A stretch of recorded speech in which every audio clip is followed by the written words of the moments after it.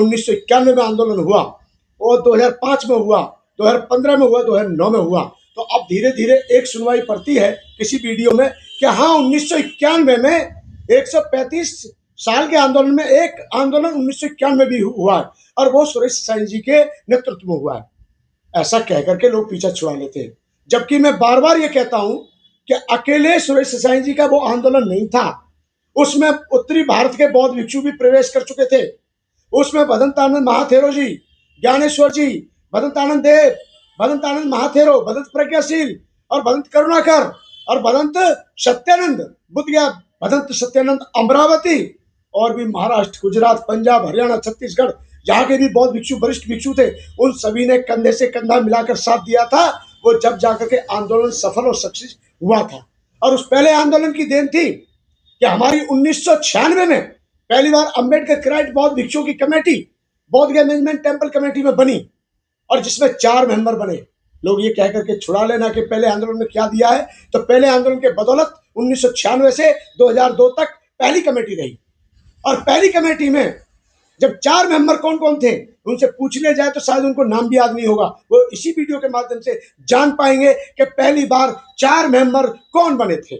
मैं बताना चाहता हूं, 4 मेंबर पहली बार बने थे भदंत आर्य नागा अर्जुन सुरेश साईं जी, दूसरे मेंबर थे भदंत आनंद महाथेरो जी, तीसरे मेंबर थे भदंत ज्ञानेश्वर महाथेरो जी, चौथे मेंबर थे भदंत प्रज्ञाशील महाथेरो जी, जो आज वर्तमान में आकाश लामा जी के साथ आंदोलन में कार्यरत हैं, व्यस्त हैं, कार्य देख रहे हैं।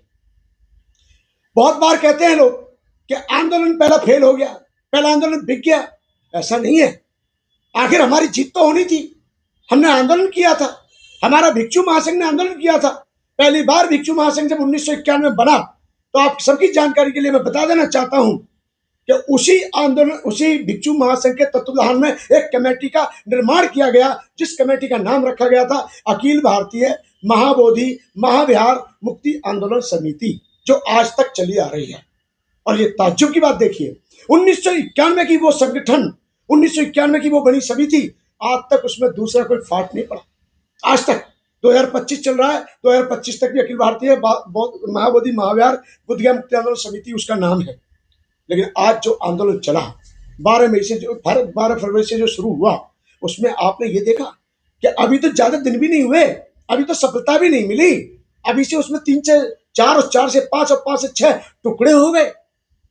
आखिर क्या आंदोलन ईमानदारी पर चलता है, आंदोलन जनमत को साथ लेके चलता है, आंदोलन सबकी भावनाओं का सम्मान करके ही चलता है। लेकिन ये सिद्ध करना, जो 1800 में कहानी शुरू हुई, 135 साल पुराना जो आंदोलन था, वो कभी आंदोलन हुआ ही नहीं, सिवाय अनागारिक धम्मपाल जी के बाद हुआ है, तो थोड़ा बहुत 91 में हुआ है। तो मैं आपकी जानकारी के लिए बता दूं, हमने अपना आंदोलन नहीं तोड़ा था, हमने अपना आंदोलन नहीं बेचा था। हमारा आंदोलन संगठन में रह के भी और कमेटी में रहने के बावजूद भी आंदोलन चलता रहा। और उस आंदोलन को लेकर के हम समय समय पर देश के तत्कालीन प्रधानमंत्री गणों से मुलाकात करते रहे। 2009 में तो मेरी मुलाकात हुई थी, और जैसा कि मैं बार बार कह चुका हूं कि 2005 में एक भव्य आंदोलन किया गया। 25 फरवरी 2005 को, 25 फरवरी 2005 में जो आंदोलन था, उसका दृश्य देखने लायक था। उसमें जो आज वर्तमान के मुख्य न्यायाधीश जी हैं, माननीय भूषण गवई जी, इनके पूज्य पिताजी RS गवई साहब उस समय राज्यसभा के मेंबर थे, वो उस कार्यक्रम में मौजूद थे। और हमारे पूर्व सांसद लोकसभा जोगिंदर कवाड़े जी, वो उस कार्यक्रम में मौजूद थे। दिल्ली के गणमान्य लोग, भारतीय बौद्ध महासभा, समता सैनिक दल, दिल्ली के अन्य संगठनों ने उसमें बढ़ चढ़ करके हिस्सा लिया था और सभी ने भागीदारी निभाई थी और सभी ने अपने स्तर पर व्यवस्था करने में अपना सहयोग किया था। हम कैसे भूल जाए समता सैनिक के लोगों को, हम कैसे भूल जाए भारतीय बौद्ध महासभा के लोगों को, हम कैसे भूल जाए उन नेताओं को जिन्होंने हमारी आवाज को समय समय पर पार्लियामेंट में उठाया।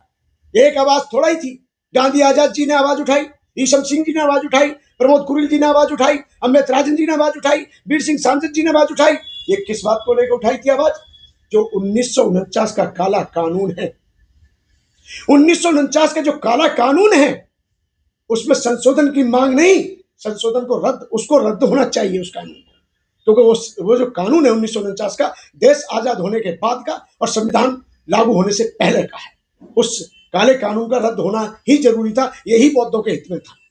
और आज की बहुत से लोग कहते हैं कि अब धीरज ज्योति को आंदोलन याद आ गया, अब भत्ते आनंद को आंदोलन याद आ गया, अब दूसरे लोगों को आंदोलन याद आ गया। तो मैं आपको एक बात बता दूं, हम कभी झूठ नहीं बोलते, और नेट तो बिल्कुल ही झूठ नहीं बोलता, गूगल तो बिल्कुल ही झूठ नहीं बोलता। 2005 को सर्च करके देख लीजिए, बोधगया मुक्ति आंदोलन आ जाएगा।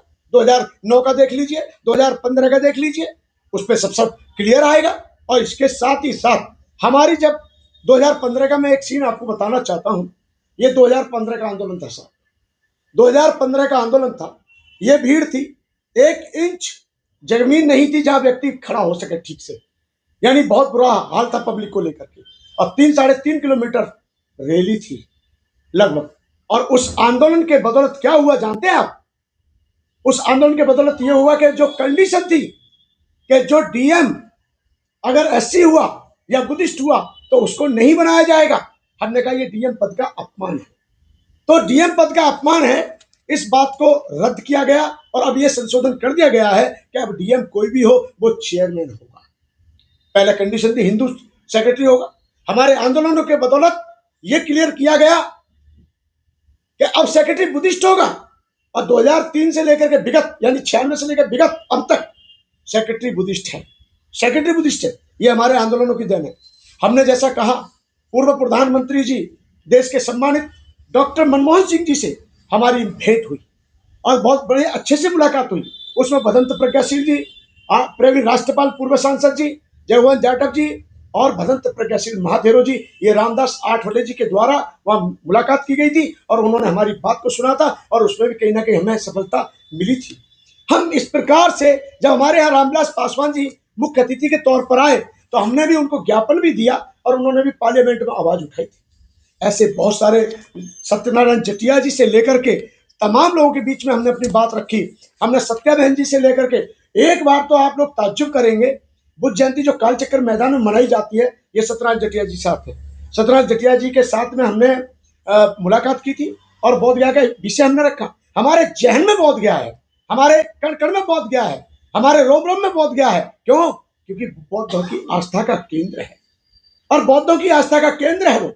और इसलिए बौद्धों की आस्था का केंद्र होने के नाते हम ये चाहते हैं कि जैसे ईसाइयों के पास पूरे चर्च की व्यवस्था है, सिखों के पास पूरे गुरुद्वारे की व्यवस्था है, मोमडन भाइयों के पास पूरे मस्जिदों की व्यवस्था है, ठीक उसी प्रकार से बौद्धों के पास में बोध गया क्यों नहीं होना चाहिए? बोध गया पूरी तरह से बौद्धों के पास होना ही चाहिए। बोध गया का पूरा स्वामित्व बौद्ध भिक्षुओं के पास और भारत के बौद्धों के पास होना चाहिए। बहुत से लोग कहते हैं पहला आंदोलन बिक गया, और सुरेश साई भंते जी को बताते हैं कि उन्होंने आंदोलन किया था, तो इसका मतलब वही भी कहते, पर भदंत सुरेश साई जी भी कहते। और सबसे बड़ी बात, आज भी उनका नाम लेके ही आंदोलन शुरू किया जा रहा है, आज भी आंदोलन उनके नाम पे ही शुरू किया जा रहा है, आज भी उनका नाम बाकायदा यात्रा में दिया जा रहा है। जब सुरेश साई भंते जी के मार्गदर्शन में, क्यों भाई आप बिके हुए आदमी को साथ क्यों लेके चल रहे हो? जब पता है कि ये आंदोलन बिक चुका था और बिके हुए आंदोलन में जो सेक्रेटरी रहे थे भदंत प्रज्ञाशील जी, फिर उनको आप साथ लेके क्यों चल रहे हो? किसी को तो पता ही नहीं है कि लामा और परम पावन दलाई लामा जी में क्या अंतर है। अरे भाई, दलाई लामा जी परम पावन धर्म गुरु दलाई लामा जी हैं। ये जो लामा जी हैं, आकाश लामा जी, एक उपासक है, ये एक उपासक है। ये लामा जी एक सरनेम है, लेकिन ये उपासक है और वो एक धर्म गुरु है। पहले इतना लोगों को जानकारी हो जानी चाहिए। अभी तो कुछ लोग ये कहते हैं कि इस आंदोलन में एक बुद्ध प्रकट होने वाले हैं। किसी ने कहा है, मैंने सुना है कि अब बुद्ध आ चुके हैं और ये दूसरे बुद्ध हैं। तो मैं कहता हूं 28 में जब बुद्ध आ ही रहे हैं तो फिर बोध गया मुक्त क्यों कर रहे हो भाई? बोध गया मुक्त करने का फिर औचित्य क्या है?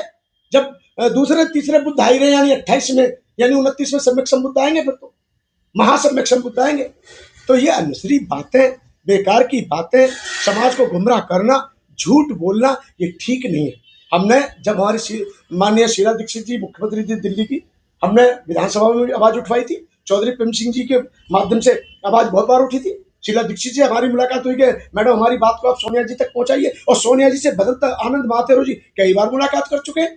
ये हमारे मुकुल वासनिक जी केंद्रीय मंत्री थे, तब हमने उनसे कहा था कि ऐसा है उपासक जी, इस आवाज को आप उठाइए। उन्होंने इस बात को सीरियसली लिया, पैराटी दी, और उन्होंने इस बात को प्राथमिकता देते हुए पार्लियामेंट में आवाज उठाई और इन्होंने पीएम से मुलाकात करने में अहम भूमिका निभाई। मेरे प्रिय देशवासियों, बहुत सारी चीजें हैं बहुत सारा टाइम लग जाएगा ऐसे।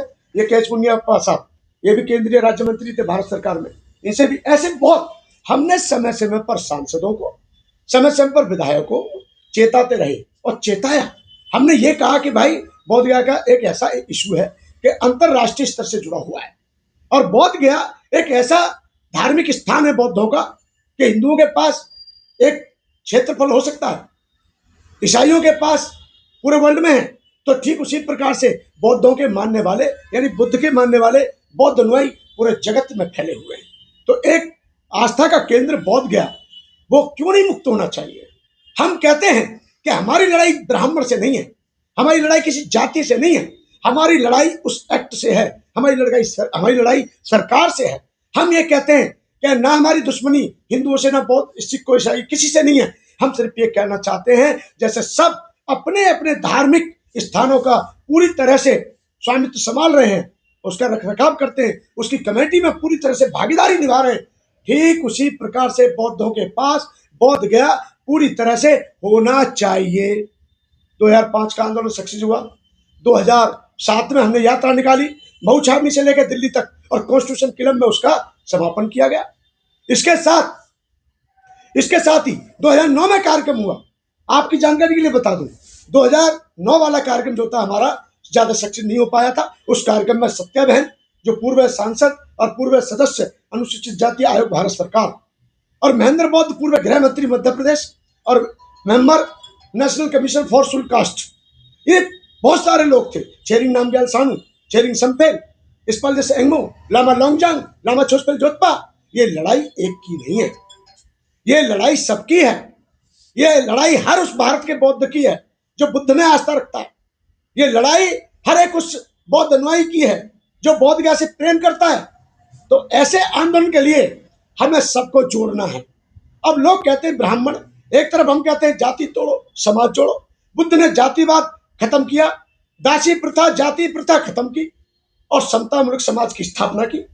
अब बहुत से लोगों ने मुझसे कहा, फोन करके कहा, कई ब्राह्मण मित्रों ने मुझसे फोन करके कहा कि अगर आप ये कहते हो कि बोध गया में ब्राह्मण है, हम ये कहते हैं बोध गया में ब्राह्मण आए, पूजा करे, पाठ करे, वंदना करे, बुद्ध को नमन करे, चला जाए, लेकिन वहां की कमेटी पूरी तरह से बौद्धों के पास है। अगर अब बात आती है ब्राह्मणों की, तो मैं एक बात पूछना चाहता हूं।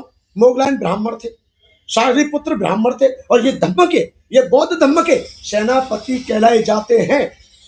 गया काश्यप, उर्वेल कश्यप, नदी कश्यप, महाकाश्यप, ये जितने भी थे, ये 500 शिष्यों के साथ, 500 शिष्यों के साथ अपनी उस व्यवस्था को छोड़कर, जिस व्यवस्था में वो घृणा महसूस कर रहे थे, गिलानी महसूस कर रहे थे, उस अंधविश्वास, पाखंडवाद, कर्मकांड को लात मार करके, ठुकरा करके वो बुद्ध की शरण में आए, वो बुद्ध की शरण में आए।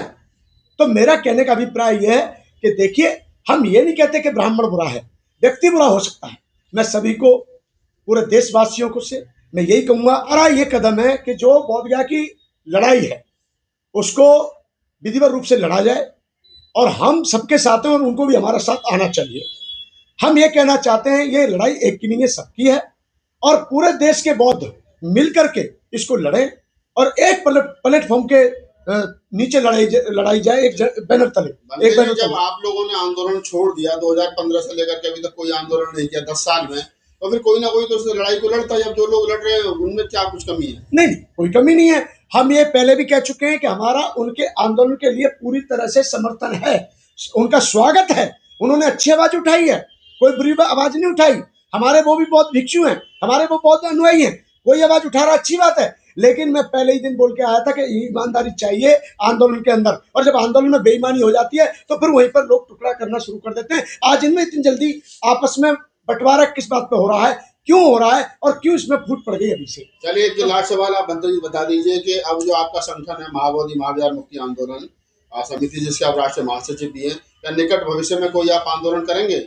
बिल्कुल करेंगे, और हम ये कहना चाहते हैं पूरे देश में आज भी सब मिलकर के 1 तारीख चुनो।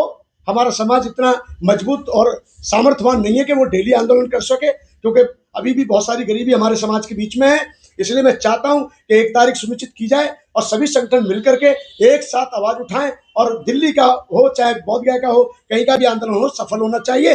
दूसरी बात, जो हमारा भिक्षु महासंघ है पूरी तरह से साथ है। अभी हम देख रहे हैं कि कौन क्या कर रहा है। हम आगामी भविष्य में अपना बुद्धगया मुक्ति आंदोलन जो समिति है उसके बैनर तले हम कोई ना कोई बड़ा कार्यक्रम करने जा रहे हैं, और जो करेंगे आप सभी को अवगत करा के ही रहेंगे, और हम ये चाहेंगे उस कार्यक्रम को आप सभी मिलकर के सफल बनाने में अपनी भूमिका निभाएंगे। ओके।